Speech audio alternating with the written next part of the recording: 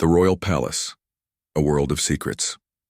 The morning sun cast long shadows across the marble courtyard of the Palace of San Lorenzo. Royal Guard Captain Marcus Reeves adjusted his ceremonial rifle and checked his watch.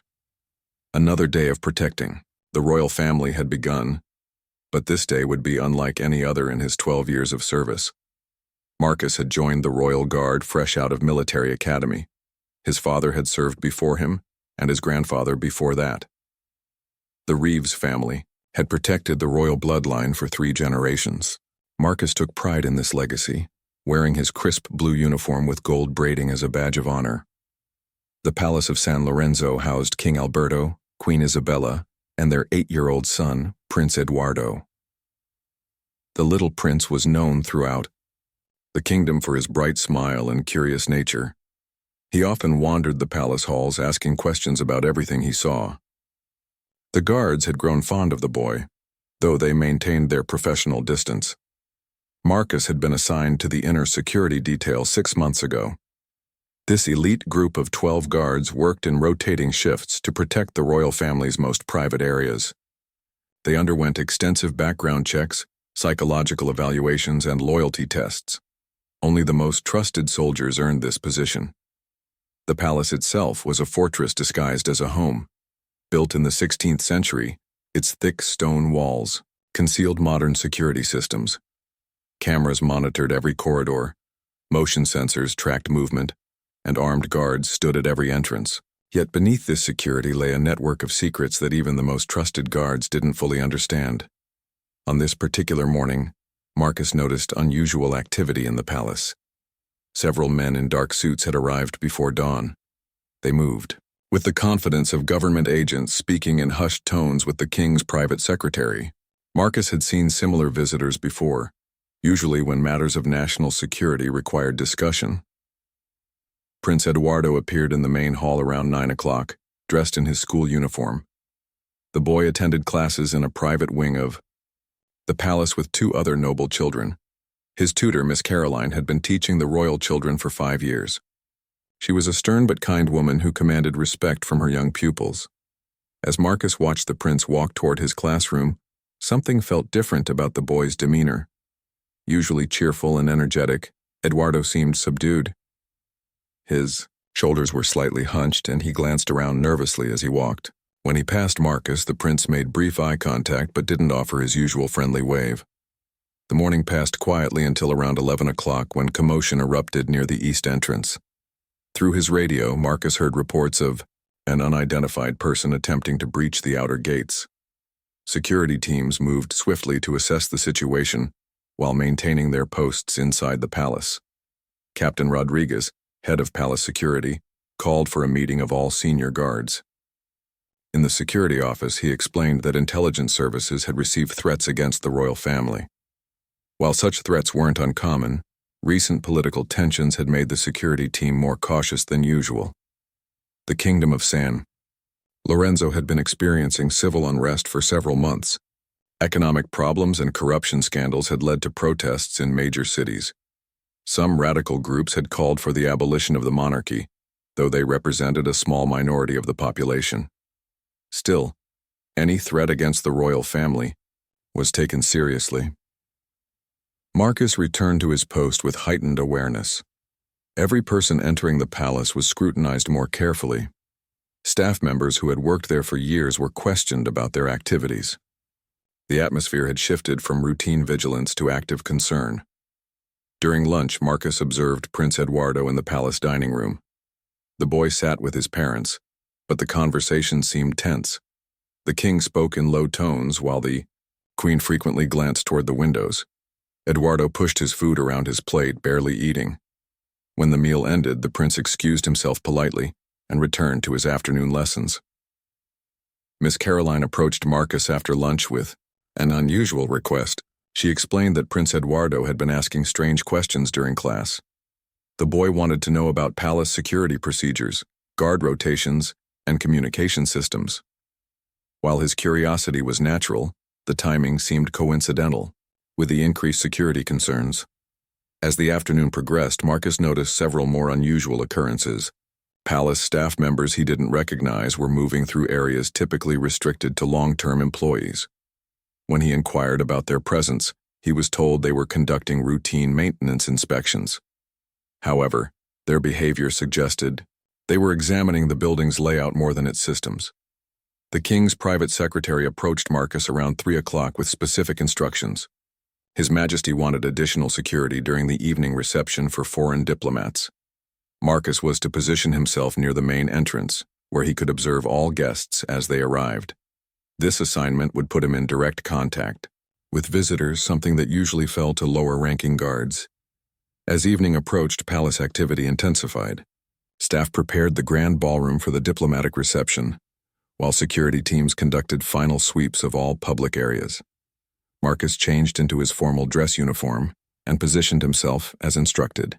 His rifle was loaded with standard ammunition, and his radio crackled with regular check-ins from other guards. The first diplomats arrived at 6 o'clock sharp. Marcus recognized several faces from previous state functions, but others were unfamiliar.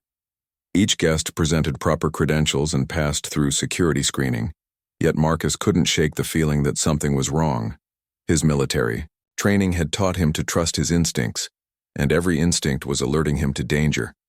Prince Eduardo appeared on the grand staircase around 6:30, dressed in his formal evening wear. The boy looked pale and nervous as he descended toward the reception area. When he reached the bottom of the stairs, he paused and looked directly at Marcus. For a moment, their eyes met across the crowded hallway. What happened next would change everything Marcus thought he knew about his duty, his loyalty, and the true nature of the secrets hidden within the palace of San Lorenzo. The little prince raised his hand in what appeared to be a casual gesture, but Marcus recognized something else entirely. Hidden within that innocent movement was a signal that would force him to make the most difficult decision of his military career. The evening reception continued around them, filled with diplomatic conversations and formal pleasantries. But beneath the surface of this civilized gathering, a dangerous game was about to unfold. Marcus tightened his grip on his rifle and prepared for whatever would come next, knowing that his next actions would determine not just his own fate, but possibly the fate of the entire royal family.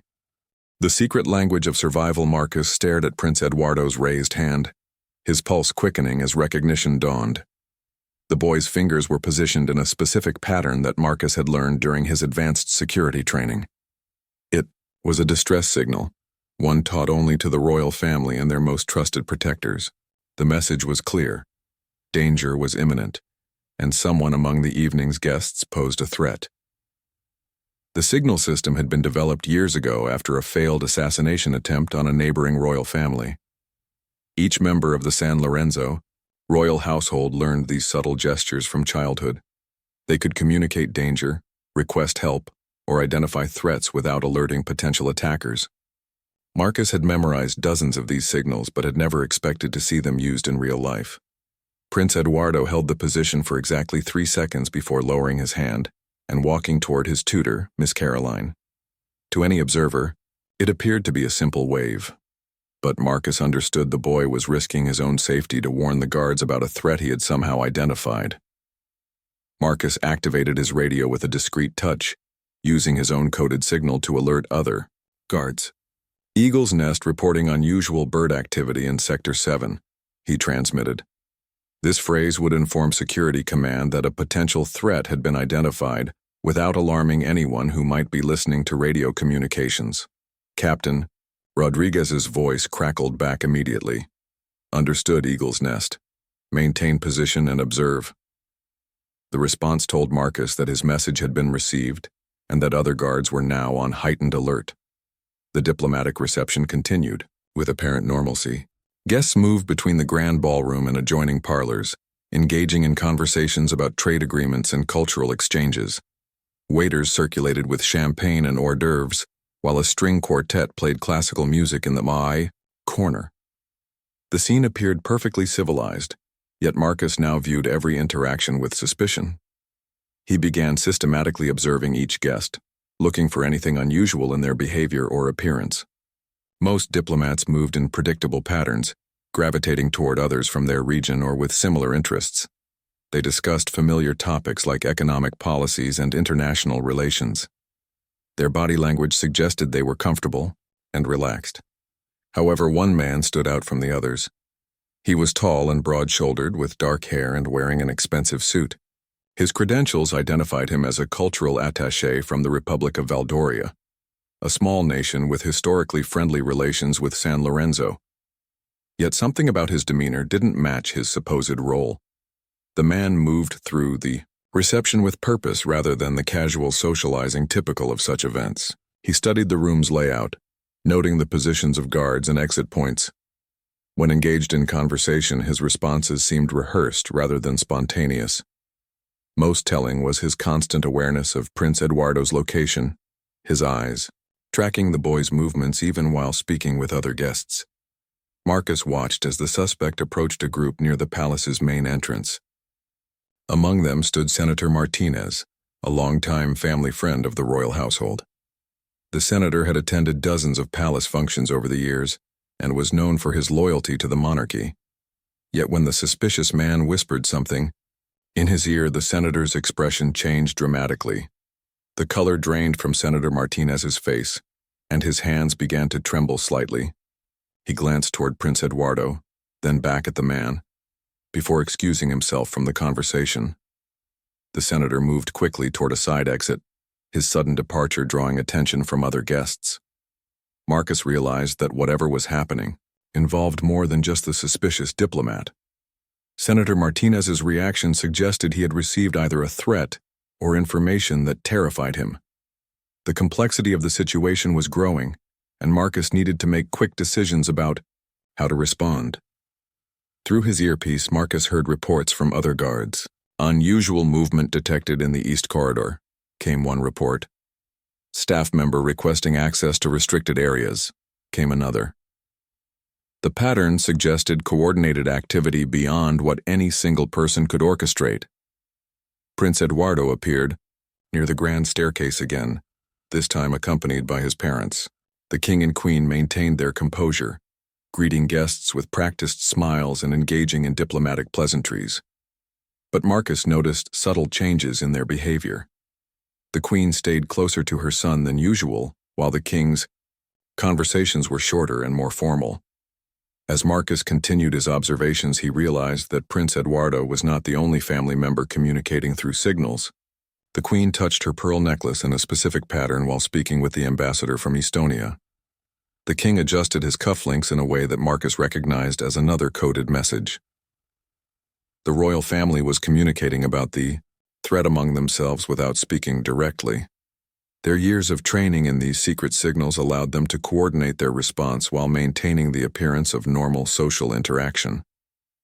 Marcus felt both impressed by their skill and concerned about the danger that required such measures. The suspicious diplomat moved closer to the royal family, positioning himself near a pillar that provided a clear view of all three members. He reached inside his jacket, a movement that could have been innocent but made Marcus's muscles tense with readiness. Every guard in the room was trained to respond instantly to any threat against the royal family. Miss Caroline approached Prince Eduardo and whispered something in his ear. The boy nodded and began moving toward a specific location near the main entrance. Marcus realized this was another coordinated action, designed to either remove the prince from danger or position him where guards could better protect him. The string quartet finished their current piece and began playing a waltz, change that Marcus recognized as significant. Different musical selections were part of the palace's emergency communication system. The waltz was a signal for all security personnel to prepare for potential action while maintaining their current positions. Marcus checked his rifle one more time, ensuring it was ready for immediate use. His training had prepared him for various scenarios, but the reality of potentially using his weapon inside the palace, surrounded by innocent diplomats and staff members, was daunting. Any action he took would have to be precise and perfectly timed to avoid harming bystanders. The suspicious man began moving again, this time directly toward Prince Eduardo. His path would bring him within arm's reach of the boy within seconds. Marcus calculated angles and distances, preparing to act if the situation escalated. The moment of decision was approaching rapidly. Prince Eduardo looked directly at Marcus once more and gave another signal, this one different from the first. The boy's hand movement was subtle but unmistakable. It was the signal for immediate danger, the one that authorized guards to take whatever action necessary to protect the royal family. Marcus raised his rifle slightly, not enough to alarm other guests, but sufficient to prepare for rapid targeting. Around the room, he knew other guards were making similar preparations. The diplomatic reception had become a potential battlefield, with the safety of the royal family hanging in the balance. The suspicious man was now just 10 feet from Prince Eduardo, his hand still inside his jacket. Marcus could see the outline of something metallic beneath the fabric. Whether it was a weapon or something innocent, Marcus couldn't determine from his position. But given all the warning signs, he couldn't afford to wait for certainty. Everything that happened next would depend on split-second timing and years of training. Marcus took a deep breath and prepared to act on the little prince's signal, knowing that his decision would either save lives or create an international incident that could destroy his career and shame his family's legacy of service. When duty demands, the impossible time seemed to slow as Marcus watched the suspicious man's final approach toward Prince Eduardo. The diplomat's movements were deliberate and calculated, suggesting military training beneath his civilian appearance. His eyes remained fixed on the young prince while his hand stayed positioned inside his jacket, ready to withdraw whatever object he concealed there. Marcus felt the weight of his rifle in his hands, a familiar sensation from years of training and service. But never before had he faced the possibility of using it inside the palace walls, surrounded by innocent people who had come to celebrate diplomatic relations. The decision he was about to make would either vindicate years of preparation or destroy everything he had worked to protect. The string quartet's waltz created a surreal backdrop to the unfolding drama. Couples danced gracefully in the center of the ballroom while others engaged in animated conversations about art and culture. None of the guests seemed aware that a potential life-or-death situation was developing, just meters away from their pleasant evening entertainment. Captain Rodriguez's voice crackled through Marcus's earpiece with urgent intensity. All units, maintain visual contact with primary target. Stand by for further instructions.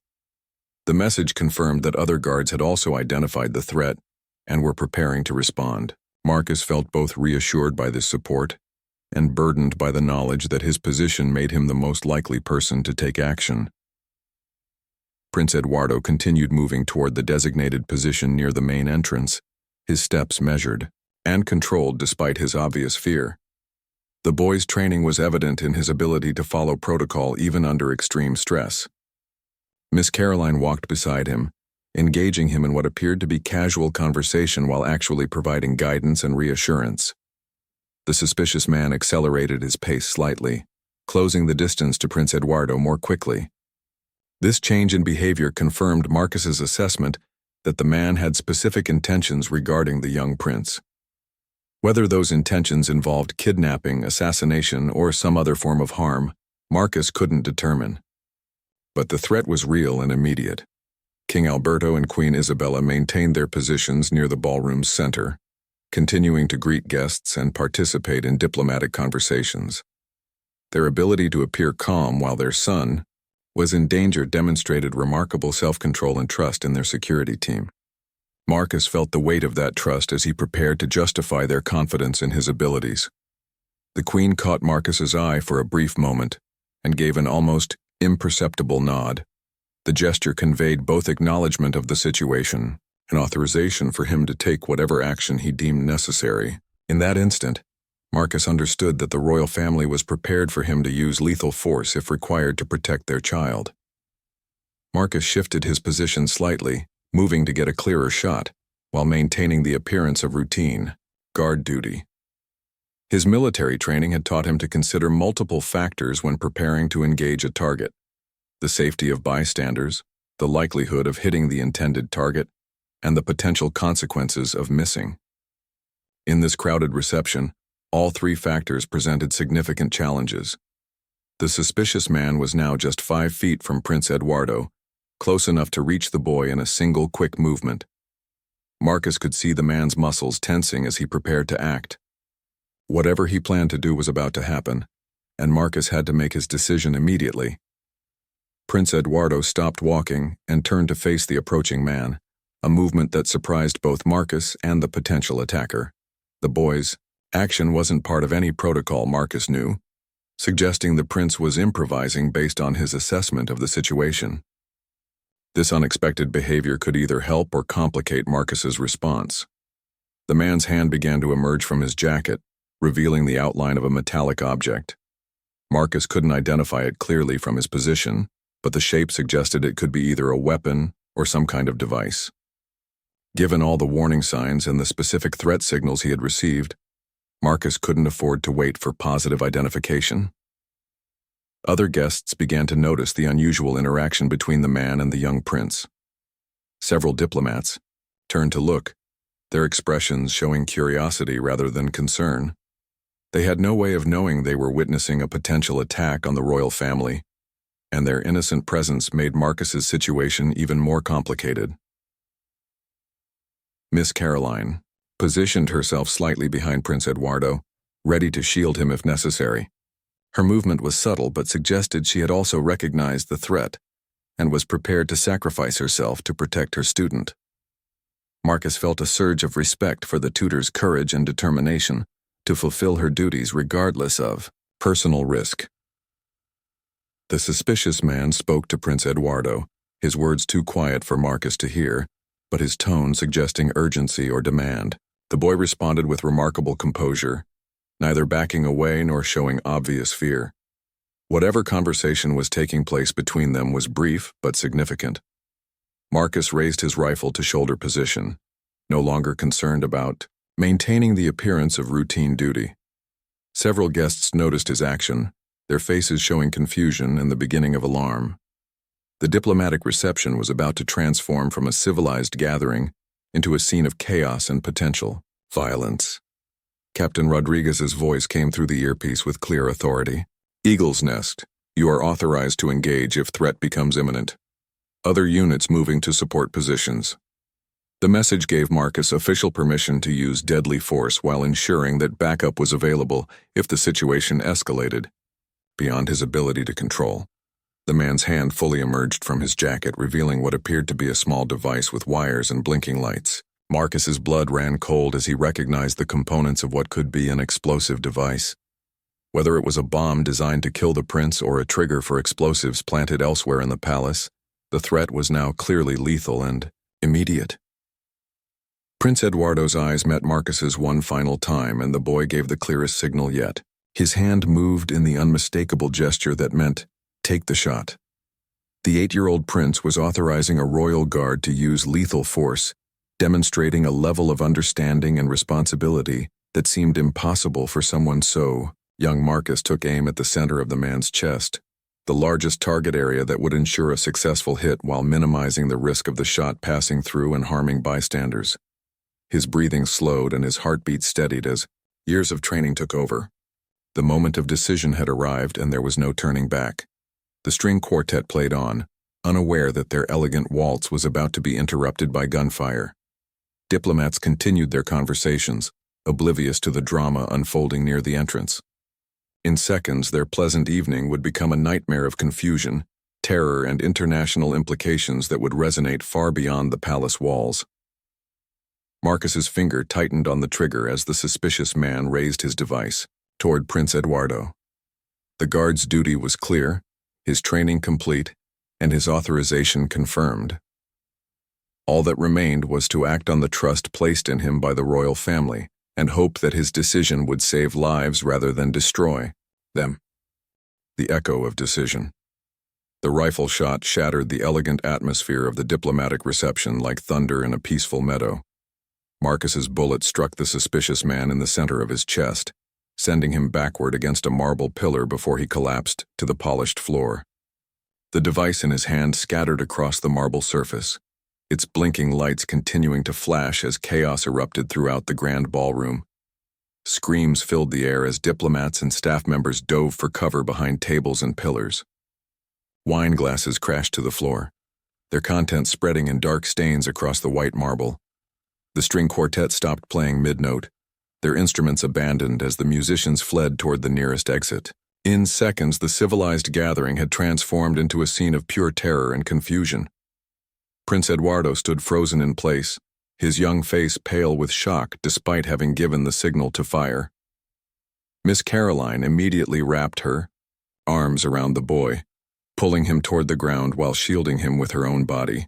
Her quick thinking and protective instincts probably saved the prince from any additional danger that might have emerged in the chaotic aftermath. Marcus kept his rifle trained on the fallen man while other guards swarmed into the ballroom from multiple entrances. Captain Rodriguez appeared beside him within seconds, shouting orders to secure the area and evacuate all guests to safe locations.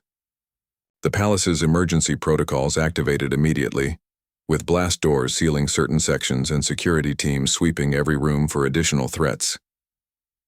The device that had fallen from the attacker's hand continued blinking, its purpose still unclear. Explosive ordnance specialists would later determine whether it was actually a bomb, a detonator for explosives planted elsewhere, or perhaps something entirely different. But in the immediate aftermath of the shooting, everyone treated it as potentially lethal. King Alberto and Queen Isabella moved swiftly toward their son, their diplomatic composure finally cracking as parental instincts took over. The king's face showed a mixture of relief and fury, while the queen appeared close to collapse from the stress of watching her child in mortal danger. They reached Prince Eduardo just as palace medical staff arrived to check him for injuries. Marcus remained at his post, his hands steady, despite the magnitude of what had just occurred. He had killed a man inside the royal palace, in front of dozens of international diplomats based on a signal from an 8-year-old boy. The justification seemed clear in his mind, but he knew others would question every aspect of his decision for months or years to come. Ambassador Morrison, from the United Kingdom, approached Captain Rodriguez with obvious distress. "What in God's name just happened here?" he demanded. "We came for a diplomatic reception, not a battlefield." His outrage was understandable, as was his concern about the international implications of violence during an official diplomatic function. Other ambassadors voiced similar protests and demands for explanations. The French representative insisted on immediate contact with her embassy, while the German diplomat photographed the scene with his phone before security could stop him.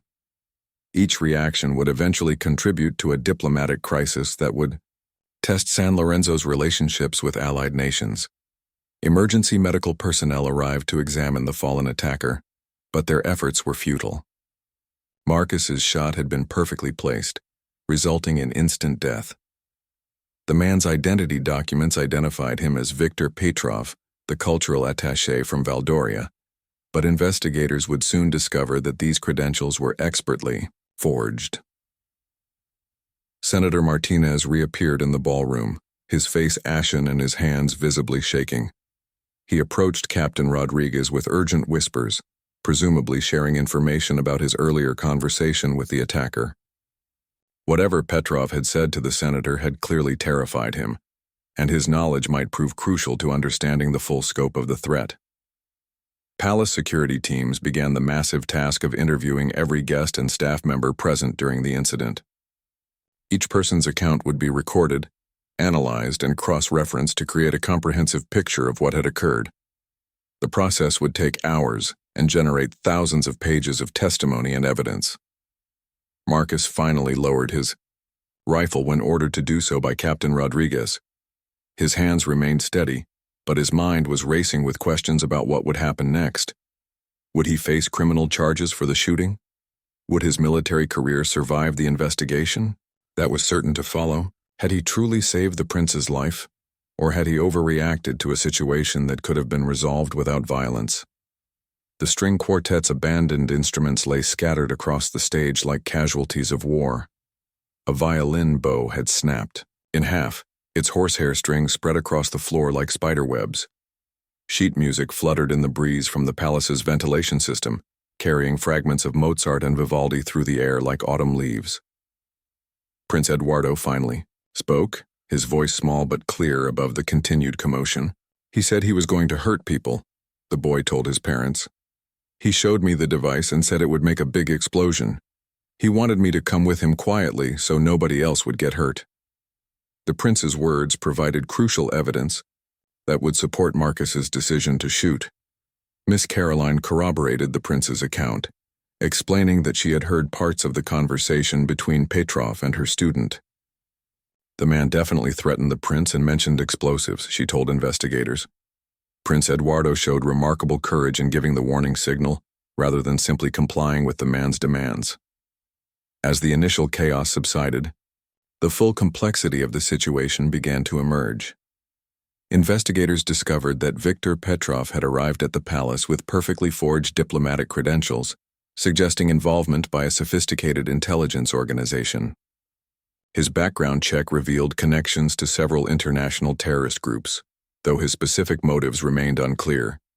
The device found at the scene was indeed a detonator, designed to trigger explosives that investigators later found, hidden in 3 different locations throughout the palace. Had Petrov succeeded in activating it, the resulting explosions would have killed dozens of people and possibly destroyed portions of the historic building. Prince Eduardo's warning signal had potentially prevented a massacre. Security camera footage from throughout the evening revealed the extent of the conspiracy. Senator Martinez had been coerced into helping Petrov gain access to restricted areas of the palace, where he had planted the explosive devices earlier in the day. The senator's cooperation had been obtained through threats against his family, making him another victim, rather than a willing accomplice. Captain Rodriguez addressed the remaining diplomats who had not yet been evacuated, explaining that their safety was the security team's primary concern. "We understand this has been a traumatic experience," he said, "but we ask for your cooperation as we work to ensure there are no additional threats to anyone present this evening." Marcus was escorted to a secure briefing room where he would spend the next several hours providing detailed accounts of his observations and actions. His every movement, decision, and motivation would be scrutinized by investigators, legal experts, and eventually by international tribunals, examining the diplomatic implications of the shooting. The palace's grand ballroom, scene of centuries, of elegant celebrations and diplomatic gatherings, would remain closed for weeks while investigators processed evidence and repairs were made. The marble floors would be cleaned and polished, but the memory of violence in that sacred space would linger for generations. As dawn approached over the Palace of San Lorenzo, Marcus realized that his life had changed forever. He had fulfilled his oath to protect the royal family, but at a cost that he was only beginning to understand.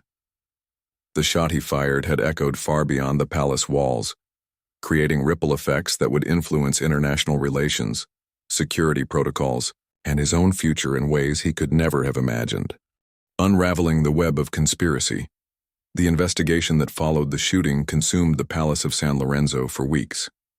International teams of forensic experts, intelligence analysts, and diplomatic investigators worked around the clock to understand the full scope of the conspiracy that had nearly claimed the life of Prince Eduardo and potentially dozens of others. Marcus found himself at the center of an unprecedented examination of his actions, motivations, and decision-making process. Every moment from the time he arrived at work that morning until the fatal shot was fired underwent microscopic scrutiny. Video recordings, audio transmissions, and witness statements were analyzed frame by frame and word by word to reconstruct the exact sequence of events. The investigation revealed that Viktor Petrov was not actually from Valdoria at all. His real identity was Alexei Volkov, a former military explosives expert who had been recruited by an international terrorist organization called the Red Dawn Coalition.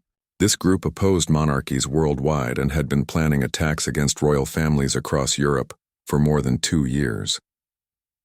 Forensic examination of Petrov's belongings uncovered detailed maps of the palace, photographs of the royal families, daily routines, and communication devices linked to other members of his organization. The sophistication of their intelligence gathering suggested they had been surveilling the palace for months, possibly with inside assistance from people Marcus had worked alongside every day.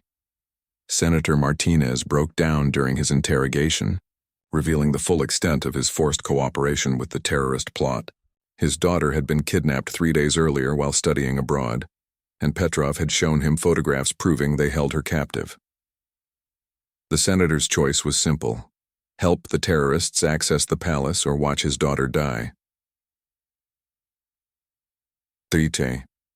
Explosive devices found throughout the palace were analyzed by military specialists, who determined they contained enough destructive power to collapse entire sections of the historic building.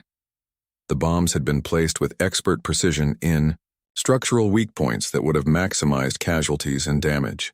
Had they detonated during the diplomatic reception, the death toll could have exceeded 100 people. Prince Eduardo underwent extensive psychological evaluation to assess his mental state after experiencing such trauma. Remarkably, the young boy showed extraordinary resilience and maturity in discussing the events. Child psychologists were amazed by his ability to articulate his thoughts and feelings about the life-threatening situation he had faced. During one evaluation session, Prince Eduardo explained his decision-making process in detail. "I remembered my lessons about the secret signals," he told the psychologist. "When the bad man showed me his device and said he would hurt people, I knew I had to warn the guards. Captain Reeves always looked kind when I saw him in the hallways, so I trusted he would protect everyone." The investigation also revealed security vulnerabilities that had made the attack possible.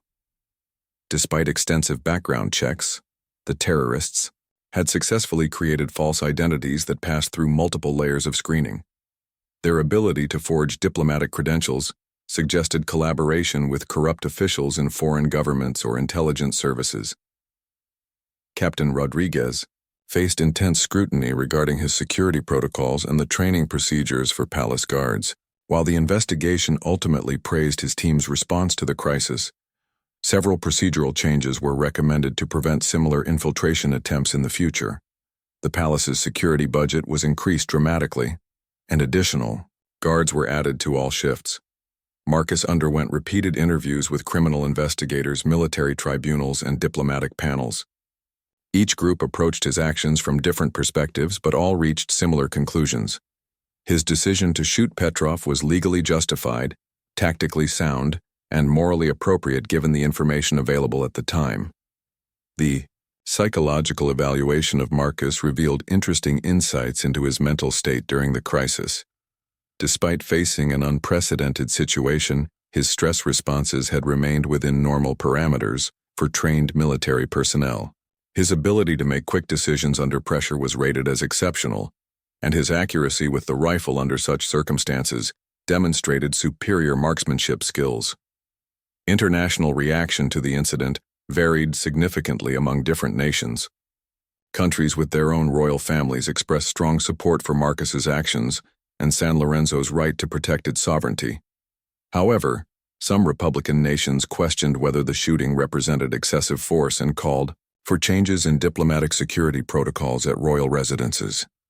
The media coverage of the incident created a global sensation that lasted for months. Marcus became a reluctant celebrity, with news organizations requesting interviews and book publishers offering substantial contracts for his story. He declined all such requests, preferring to maintain his privacy and continue serving in his military capacity. Prince Eduardo's role in the incident garnered significant attention from child development experts and security professionals. His ability to recognize danger, communicate effectively under stress, and make life-saving decisions at such a young age was studied as a model for training other children in high-risk situations. The investigation revealed additional terrorist cells operating in neighboring countries, all connected to the Red Dawn coalition.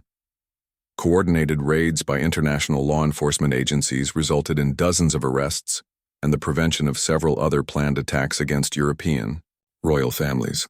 Marcus's actions had inadvertently disrupted a much larger conspiracy. Senator Martinez's daughter was rescued 3 weeks after the palace incident, when investigators traced communication signals to a remote location in the mountains.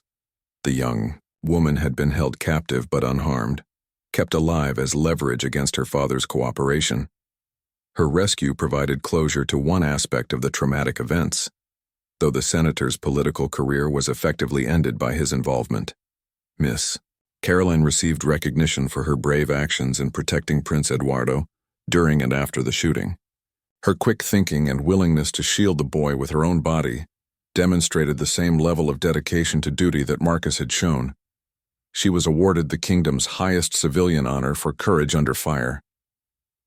The palace's restoration took nearly 2 months to complete. The grand ballroom where the shooting occurred was entirely renovated, with new marble flooring and updated security features that would prevent similar incidents. When it reopened, a small plaque near the entrance commemorated those who had risked their lives to protect the royal family and their guests.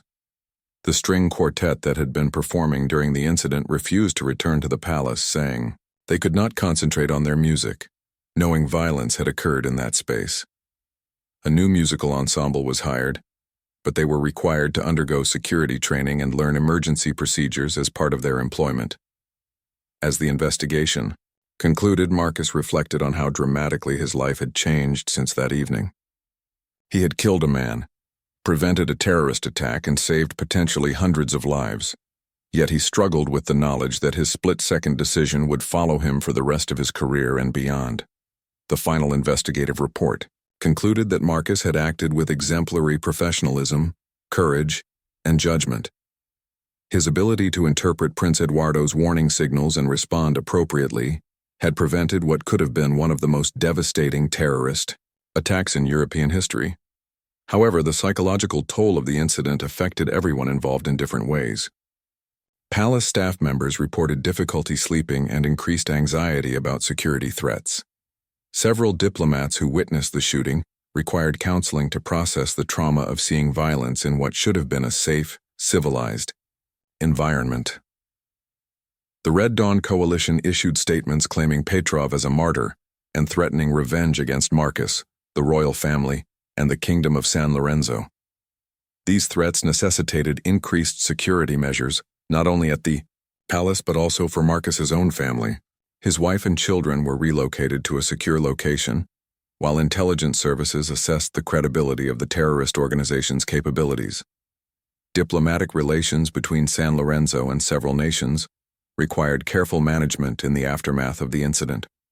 While most countries supported the kingdom's right to defend itself, some expressed concern about the precedent of using lethal force during diplomatic functions. Months of negotiations were required to restore full confidence in San Lorenzo's ability to host international events safely. The investigation also revealed that Prince Eduardo had been unusually observant and intelligent in recognizing the threat posed by Petrov.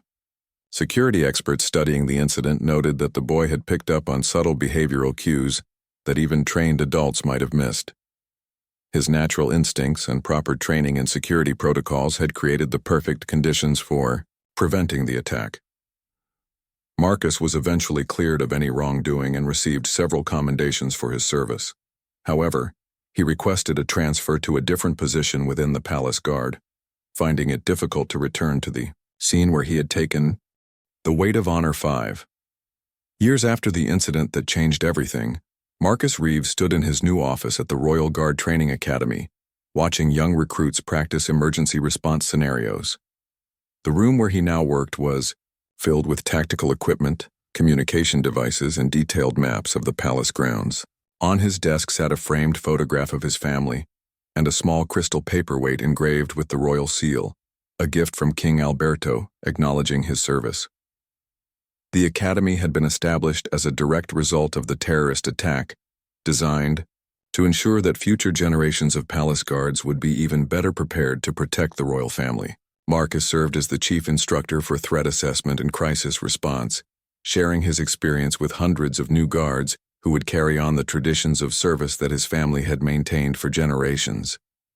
Prince Eduardo, now 13 years old, had grown into a thoughtful and mature young man who showed remarkable composure whenever he encountered Marcus during official palace functions. The boy had never forgotten that dark evening when his quick thinking and trust in the palace guards had saved so many lives. Their relationship remained formal due to protocol, but there was an understanding between them that transcended words. The psychological scars from that night had healed differently for each person involved. Marcus had undergone counseling to process the emotional weight of taking a human life, even under justified circumstances. He had learned to live with his decision, understanding that his actions had prevented a much greater tragedy. Sleep came easier now, and the nightmares had finally stopped recurring. Miss Caroline had remained as Prince Eduardo's primary tutor, though she now taught additional courses in personal safety and emergency procedures. Her experience during The terrorist attack had transformed her from an educator focused solely on academic subjects to someone who understood the vital importance of preparing students for real-world dangers. She had become an advocate for teaching children how to recognize and respond to threats. Senator Martinez had served 2 years in prison for his unwilling collaboration with the terrorists, despite the coercive circumstances that had forced his cooperation. Upon his release, he had dedicated himself to supporting families of terrorism victims and had become a vocal advocate for improved security measures at government facilities. His daughter had recovered from her ordeal and was studying international security, inspired to prevent others from experiencing similar trauma. The Red Dawn Coalition had been largely dismantled through international law enforcement efforts, but intelligence agencies remained vigilant for signs of similar organizations emerging. The success of the palace attack prevention had actually strengthened security cooperation between European nations, as governments realized that terrorist threats against any royal family could potentially target others as well. The palace itself had been transformed by the security improvements implemented after the investigation. Visitors now passed through multiple screening checkpoints, and diplomatic receptions were held with enhanced safety measures that remained largely invisible to guests. The grand ballroom had been restored to its original elegance, but hidden. Throughout the space were sophisticated detection systems and emergency communication devices. Marcus had declined numerous offers to write books or participate in documentaries about his experience. He believed that maintaining operational security was more important than personal recognition, and he worried that too much publicity might compromise the safety measures that protected the royal family. His commitment to service remained stronger than any desire for fame or financial gain. The international diplomatic community had eventually accepted the incident as a necessary response to terrorism, though it had taken years for some nations to fully restore their confidence in San Lorenzo's ability to host safe events. The kingdom had worked diligently to rebuild its reputation as a reliable partner for international cooperation, and diplomatic receptions had resumed with appropriate security enhancements. Training exercises at the academy now included scenarios based on the terrorist attack, with recruits learning to interpret the same warning signals that Prince Eduardo had used to communicate danger. These signals had been expanded and refined based on lessons learned from the incident, creating a more comprehensive system of non-verbal communication between the royal family and their protectors. Marcus often reflected on the split-second decision that had defined his career and changed so many lives. He had acted on instinct, training, and trust in the judgment of a brave young prince. The investigation had vindicated his actions, but he knew that in similar circumstances, other guards might have made different choices with potentially tragic results. The awards and commendations he had received were displayed prominently in his office, not from pride but as teaching tools for his students. He used them to illustrate the importance of proper training, quick decision-making, and the courage to act when innocent lives were at stake. Each medal and certificate represented lessons that could save lives in future emergencies. Captain Rodriguez had been promoted to head of all palace security operations, and he frequently consulted with Marcus on policy changes and training improvements. Their working relationship had deepened into mutual respect and friendship, built on shared understanding of the enormous responsibilities they carried. Both men knew that their vigilance was all that stood between the royal family and those who wished them harm. The string quartet that had fled during the shooting had eventually been replaced by musicians who were specifically trained in emergency procedures. The new performers had practiced evacuation drills and learned to recognize various alarm signals, ensuring that entertainment would never again interfere with security responses. Music continued to fill the palace halls, but always with an underlying awareness of potential dangers. Prince Eduardo had grown into his royal responsibilities with wisdom beyond his years, partly shaped by his early experience with real danger. He understood the importance of security measures and cooperated fully with protection protocols, never taking his safety for granted. His maturity and thoughtfulness impressed visiting dignitaries, who often commented on the young prince's remarkable composure and intelligence. As Marcus watched his current class of recruits complete their training exercises, he saw reflections of his younger self in their dedication and determination. Each new guard represented hope for the future security of the kingdom and its people. They would carry forward the lessons learned from that terrible night when terrorism had threatened to destroy so much that was precious and irreplaceable. The afternoon sun streamed through the academy's windows, casting long shadows across the training floor, where recruits practiced tactical movements and communication procedures. In a few hours, Marcus would return home to his family, grateful for another day of service completed, and another group of protectors prepared to defend those who could not defend themselves. The weight of his rifle had long since become familiar. Again, no longer a reminder of violence but a symbol of his commitment to preventing it. Marcus had learned to carry both his weapon and his memories with equal measure of responsibility and pride, knowing that his actions had proven that courage, training, and split-second judgment could triumph over even the most sophisticated terrorist plots. The legacy of that night continued to influence palace security, international cooperation, and the training of security personnel worldwide. But for Marcus, the most important legacy was simpler. He had kept his oath to protect the royal family, and in doing so, he had honored the generations of his family who had served before him and inspired those who would serve after.